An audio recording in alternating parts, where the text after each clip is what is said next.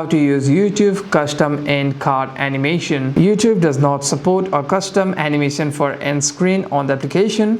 However, you'd be able to edit your end screen, as in you'd be able to put your playlist, channel or any kind of videos over there. And to do so, you want to simply open your YouTube Studio on a website over here first. Open your preferred browser and you want to simply go to the YouTube Studio application.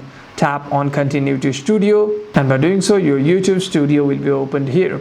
After that, you want to simply zoom in on, tap on Content, and once you tap on Content, you'll be able to see your videos over here. You want to simply tap on one video that you want to add end card to.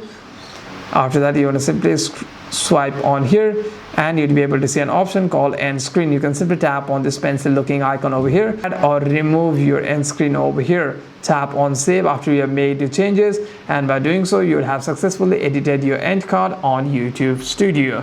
Hope this video was helpful, and if you have any further questions, make sure to leave a comment down below.